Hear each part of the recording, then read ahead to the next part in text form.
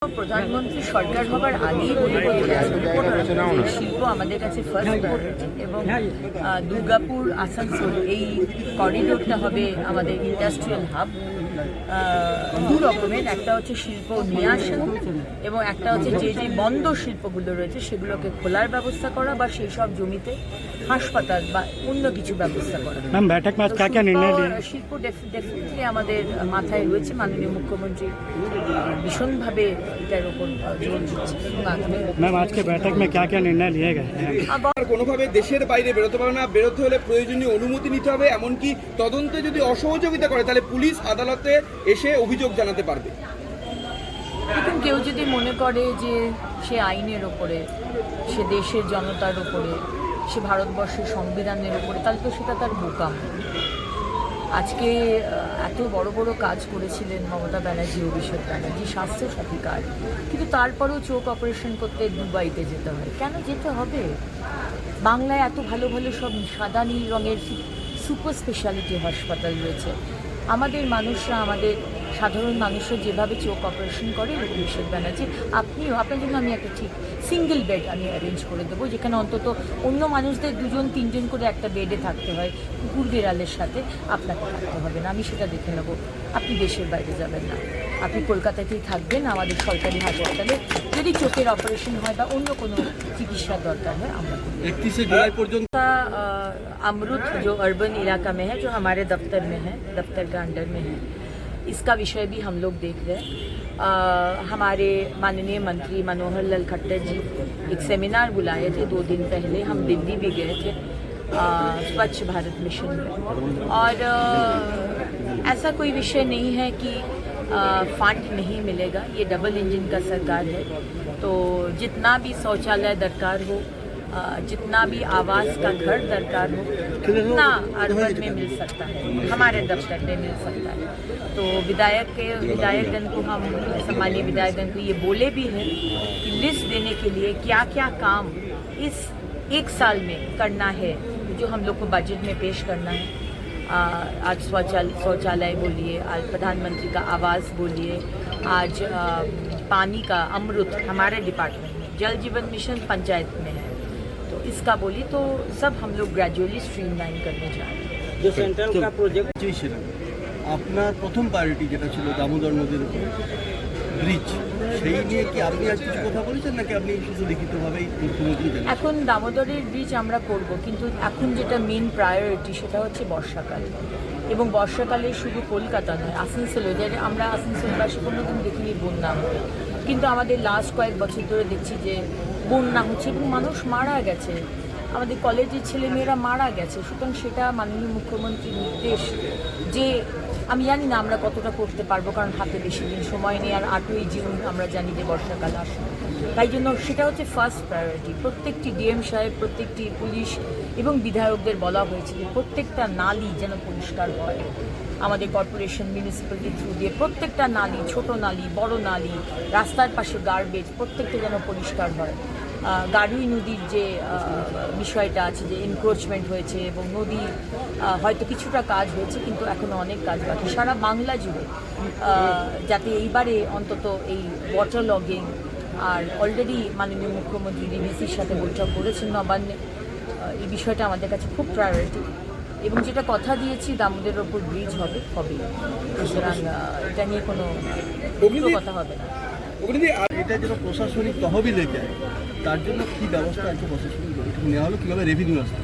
দেখুন, এটা বারবার মাননীয় মুখ্যমন্ত্রীর নির্দেশে প্রত্যেকটি জেলা শাসককে বলে দেওয়া হয়েছে। প্রথমত তো ইলিগাল যে কাজ, ইলিগাল বালি, ইলিগাল কয়লা, ইলিগাল গরু পাচার, ইলিগাল টোল ট্যাক্স, ইলিগাল পাথর খাদান, সেগুলো সমস্ত বন্ধ করতে হবে। এবং আপনারা জানলে খুশি হবেন যে এই প্রত্যেকটি ইলিগাল ব্যবসাকে ইতিমধ্যে বন্ধ করে দেওয়া হয়েছে। লিগাল ব্যবসা চলবে এবং সেটিও মাননীয় মুখ্যমন্ত্রী খুব স্ট্রিক্ট ইনস্ট্রাকশন দিয়েছেন যে কোনো রকম রেভিনিউ লিকেজ যেন না হয়। সুতরাং আপনারা শুনলেন, শুনলে খুশি হবেন, মাননীয় মুখ্যমন্ত্রী বললেন যে যেখানে 35 থেকে 40 লাখ বোধহয় বীরভূমে পাথর থেকে আসতো রেভিনিউ, সেটা এখন 2 কোটি 35 হয়ে গেছে। সুতরাং আরও বাড়বে সেটা, এটা 5 কোটির মতো হবে। তাহলে ভেবে দেখুন যে সততার প্রতীক আগের মুখ্যমন্ত্রী এবং আগের সরকার যেটা বলেছিলেন, তিনি কি জানতেন না যে এই রেভিনিউ লিকেজ হচ্ছে? তিনি কি জানতেন না যে আজকে সরকারের ট্রেজারিতে যে টাকাটা আসার কথা ছিল, যেতে মানুষের উপকার হতো, কোনোটা বছর এই টাকাগুলো কার হাতে গেছে, কোথায় গেছে? সুতরাং আমরা অলরেডি আজকে বোধহয় 11 দিন না 12 দিন আমাদের সরকার হয়েছে, তার মধ্যেই মাননীয় মুখ্যমন্ত্রীর নেতৃত্বে যে ধরনের স্টেপস নেওয়া হয়েছে, আমি কুর্নিশ জানাই আমার মুখ্যমন্ত্রী। আজকে 50 জন যে ম্যাডাম উমেন্সের জন্য কি কি ডেভেলপমেন্ট ভাবা হচ্ছে? দেখুন, মহিলাদের জন্য তো অনেক কিছুই আমার দপ্তর থেকে ভাবা হয়েছে। মাননীয় মুখ্যমন্ত্রীর নির্দেশে আমরা 1 জুন থেকে অন্নপূর্ণার ভাণ্ডার শুরু করতে চলেছি। যারা যারা লক্ষ্মীর ভাণ্ডার পাচ্ছিলেন এক্স্যাক্টলি তারাই অন্নপূর্ণার ভাণ্ডার পাবেন, কিন্তু যাদের নাম কাটা গেছে তারা অবশ্যই, যারা আমাদের দেশের নাগরিক নন তারা তো আমাদের পাবেন না আমাদের অন্নপূর্ণার ভাণ্ডার। তারা হয়তো লক্ষ্মীর ভাণ্ডার পেয়ে এসছেন কিন্তু অন্নপূর্ণার ভাণ্ডার পাবেন না। আর যারা CAA এর জন্য অ্যাপ্লাই করেছেন বা যারা ট্রাইব্যুনালে অ্যাপ্লাই করেছেন, এখনও ডিসিশন হয়নি, তারাও অন্নপূর্ণার ভাণ্ডার পাবেন। এরকম আমাদের সংকল্পপত্রে আপনারা জানেন যে প্রত্যেক মহকুমাতে একটি উইমেন্স থানা, মহিলা থানা, এবং প্রত্যেকটি মহিলা থানায় একটা করে মহিলা হেল্প ডেস্ক করার কথা আমরা প্রতিশ্রুতি দিয়েছি, সেটা ইমিডিয়েটলি করা হবে। এবং মহিলাদের সুরক্ষার জন্য আমার দপ্তর থেকে একটি অ্যাপ জিও ট্যাগিং করে, যেখানে মহিলা বিপদে পড়বেন ওই অ্যাপে কল করলেই সঙ্গে সঙ্গে নিয়ারেস্ট যে থানা সেখানে খবর যাবে এবং তার কাছে পুলিশ প্রশাসন পৌঁছবে। সো 181 এরকম একটি নাম্বার এখনও আমরা চালু করিনি, we are on the way, আমরা এটা করার কথা ভাবছি। তাছাড়া তো অনেক পরিকল্পনা রয়েছে। আমি গোষ্ঠীর সম্পর্কে ম্যাডাম, গোষ্ঠীর সম্পর্কে যদি কিছু আলোকপাত করেন। দুটো প্রশাসনিক বৈঠক করলেন, 2 দিন আগে উনি উত্তরবঙ্গে গেছিলেন, সেখানেও মাইনিউটেস্ট পয়েন্টস নিয়ে বৈঠক হয়েছে এবং আজকেও অত্যন্ত ডিটেলসে সমস্ত পুলিশ প্রশাসন এবং বিধায়ক এবং সাংসদরা উপস্থিত ছিলেন। প্রথমত তো প্রত্যেকটা বিষয়ে উনি টাচ করেছেন, যা যা উনি এক্সপেক্ট করছেন করা দরকার, এবং তারপরে প্রায় প্রত্যেকটি বিধায়কের কাছ থেকে উনি প্রশ্ন নিয়েছেন। প্রত্যেকটি সাংসদ এবং আমরা মন্ত্রীরা আমাদের বক্তব্য রেখেছি। So it was an extensive meeting, অত্যন্ত সুন্দরভাবে হয়েছে। এবার আসল প্রশ্নটা হচ্ছে নৈশভোজ থেকে শুরু করে গোটা বিষয়টা তদন্ত করা হবে এবং গাফিলতিগুলো শুধরে তদন্ত করার নির্দেশ দিয়েছে হাইকোর্ট। আমরা খুব খুশি, আমি তো স্পেশালি, কারণ আমি তো সেই সন্ধ্যেবেলা থেকে অভয়ার বাবা মার সাথে ছিলাম। অভয়ার বডিটাকে যখন জোরে নিয়ে চলে যাওয়া হলো, বারবার বলেছিলেন 6টার পরে যেন পোস্টমর্টম না হয়, যেন অন্য একটি হাসপাতাল থেকে, সরকারি হাসপাতাল, সেন্ট্রাল গভর্নমেন্ট হাসপাতাল থেকে সেকেন্ড ওপিনিয়ন নেওয়া হয়। বাবা মাকে দাঁড় করিয়ে রাখা হলো ডালা থানার সামনে, কিনা তারা জানতেনও না কোথায় বডি। তারপর বডি নিয়ে যাওয়ার পরে তাকে ঘুষ দেওয়ার চেষ্টা করা হলো। এই যে এত অন্যায় করেছেন আগের মুখ্যমন্ত্রী বিনীত গোয়েল, আগের সিপির সাথে কথা বলে, তার বিচার তো হবেই। কারণ দেখুন, আপনাদের শাস্তি দেওয়া খুব দরকার, কারণ বাংলার যেসব ক্রিমিনালরা আছে তারা তো অন্তত জানবে যে দোষ করলে কিন্তু এই জন্মেই শাস্তি পাবেন, পরের জন্মের জন্য আমরা অপেক্ষা করি। তাই বিশ্বাসটা যাতে ফিরিয়ে দিতে পারি মা বোনেদের, এইরকম ঘটনা যাতে দ্বিতীয়বার আর না হয়, সেই চেষ্টাই আজকে করা হয়েছিল। এবং মাননীয় আদালত, মহামান্য আদালত আবার কেস খুলেছে। শুধু এই কেসটা নয়, বিশ্বাস রাখুন, যারা যারা মহিলাদের উপর অত্যাচার করেছে এই 15 বছরে, পোস্টপোল ভায়োলেন্স, এবং যেগুলো মানে খাটিয়ে, নিজের পাওয়ার খাটিয়ে, ক্ষমতা খাটিয়ে বন্ধ করে দিয়েছে, সমস্ত কেস আবার আমরা খুলি। देखिए, हम लोग अपना दफ्तर से बिल्स जो बाकी था वो हम लोग अभी बिल पेमेंट बंद करके रखे हैं। एक कमेटी फॉर्म किए हैं और वो कमेटी तुरंत एक बार देख लेंगे कि काम हुआ है कि नहीं, ठीक क्वालिटी का काम हुआ है कि नहीं, क्योंकि ये आपका पैसा, ये मेरा पैसा, ये पब्लिक का पैसा है। इतना दिन तो चोरी हुआ है, अभी लास्ट जो है वो थोड़ा सा देख कर छोड़ना चाहते हैं, लेकिन काउंसलर का भी कोई दिक्कत ना हो। जो काम है वो हम लोग बोले हैं कि चलने दिया जाए और हम लोग रिलीज कर देंगे। নীল সাদা দুর্গাপুর প্রেস ক্লাবকে তরফে খুব শীঘ্রই আমরা এটাকে চালু করতে চলেছি এবং স্বাস্থ্যসাথী কার্ড যতক্ষণ না আয়ুষ্মান কার্ড চালু হচ্ছে স্বাস্থ্যসাথী চলতে থাকবে এবং গ্র্যাজুয়ালি স্বাস্থ্যসাথী থেকে ট্রানজিশন হবে আয়ুষ্মান ভারতে। হট করে আপনি বন্ধ করে দেবেন তখন মানুষগুলো যাবে কোথায়? তাই মাননীয় মুখ্যমন্ত্রীর নির্দেশ যে আস্তে আস্তে স্বাস্থ্যসাথী থেকে গ্র্যাজুয়ালি ট্রানজিশন হবে, কিন্তু খুব শীঘ্রই আমরা চালু করতে শুরু দিদি একটা ছোট্ট করে একটা এবং 1 জুন থেকে যেটা আমরা বলেছি অন্নপূর্ণার ভাণ্ডার আমরা চালু করতে চলেছি। যা প্রতিশ্রুতি দিয়েছি মাননীয় মুখ্যমন্ত্রী সেই প্রতিশ্রুতি অক্ষরে অক্ষরে রাখছেন এবং সরকারি বাসে মা বোনেরা বিনামূল্যে, কাছের হোক আসানসোল হোক কি দার্জিলিং হোক কি দীঘা হোক, তারা বিনামূল্যে সরকারি বাসে travel করবে। এটাও আমরা প্রতিশ্রুতি দিয়েছিলাম, এটা আমরা मुख्यमंत्री जी पिछले 2 दिन पहले भी जो उत्तर बंगाल में जो बैठक हुआ और आज का भी जो बैठक हुआ, इतना डिटेल्स में माननीय मुख्यमंत्री देते हैं और एक किताब भी देखना नहीं पड़ता है। हैट्स ऑफ टू हिम, जिस तरह से हर विषय को वो देखते हैं। पहला तो ये बात बोले हैं माननीय मुख्यमंत्री की पुलिस प्रशासन विधायक पब्लिक इसमें एक समन्वय होना चाहिए। तो पहला विषय है समन्वय का। सामने मॉनसून है तो मॉनसून के लिए हर नाली को सफ़ा करना, हर गार्बेज को उठाना, ये विषय हम लोग को देखना है। इलीगल जो बिजनेस चल रहा था जो हमारे माननीय मुख्यमंत्री का निर्देश से बंद हो गया है, बालू, कोयला, पत्थर, गाय माने वो काउज, कैटल स्मगलिंग और जितना भी इलीगल टोल टैक्स ये सब इमीडिएटली बंद करना। लेकिन बालू का रेट बहुत ज़्यादा बढ़ गया है तो लोगों का असुविधा ना हो इसके लिए एक रेट माननीय मुख्यमंत्री जी बोले हैं फिक्स कर देने के लिए।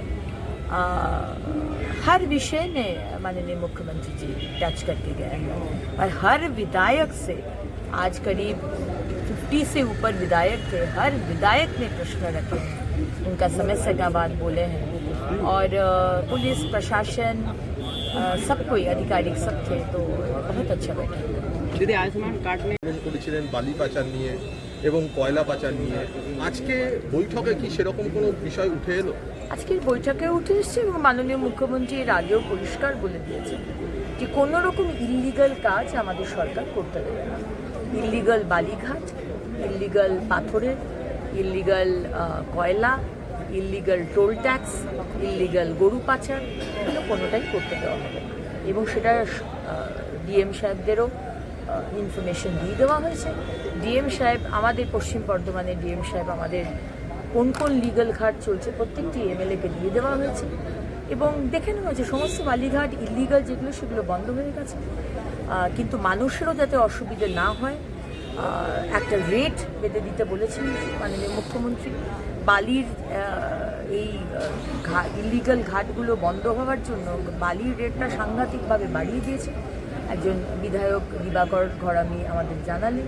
সঙ্গে সঙ্গে মুখ্যমন্ত্রী বলেছেন প্রশাসনকে যে একটা রেট বেঁধে দিতে যাতে কোনো রকমের মানুষের অসুবিধাও না হয়, at the same time illegal ব্যবসাও যাতে না চলে। এর আগে আপনারা যখন বলতেন যে পেট্রোলের যখনই দাম বাড়তো যে ডাবল ইঞ্জিনের যদি সরকার হয় তখন আমরা যে এখানে যে ট্যাক্স স্পেশালি যে লাগানো হয় সেই ট্যাক্সটাকে কমিয়ে নেওয়া হবে, যেমন অন্য ডাবল ইঞ্জিন যেটা সরকার চলছে যেমন ঝাড়খণ্ড হলো বা ঝাড়খণ্ড নেই বিহার হলো আদার্স, তো এইখানে কখন ট্যাক্সটা কমবে তাদের সাধারণ মানুষরা এটা পাবে? দেখুন এখন দেশ একটা সংকটের মধ্যে দিয়ে যাচ্ছে, আপনারা জানেন যে যুদ্ধ চলছে এবং almost like a third world war এবং সেখানে মানুষের যাতে কোনো অসুবিধে না হয় একটু তো মানুষকেও কোঅপারেট করতে হবে, অ্যাডজাস্ট করতে হবে। এই বিষয়টা আমরা যেরকম বলেছি আমাদের সরকার এখন ডাবল ইঞ্জিনের সরকার, আমরা বিষয়টি দেখেও নেব।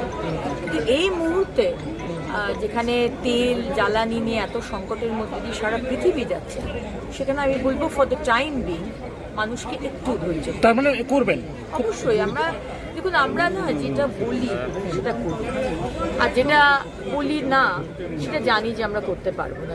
যখন বলেছি তখন অবশ্যই হবে, একটু হয়তো দেরি হতে পারে। দিদি এর আগে কোনো কড়া পদক্ষেপ নেওয়া যাবে না। রক্ষা কবচ লাগছে কেন? কি কাজ করেছে যে রক্ষা কবচ লাগছে?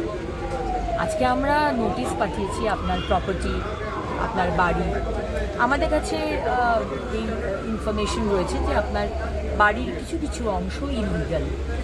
আপনার কাছে যদি পেপার থাকে আপনি অবশ্যই নিয়ে আসবেন, আমাদের দপ্তরে দেখাবেন।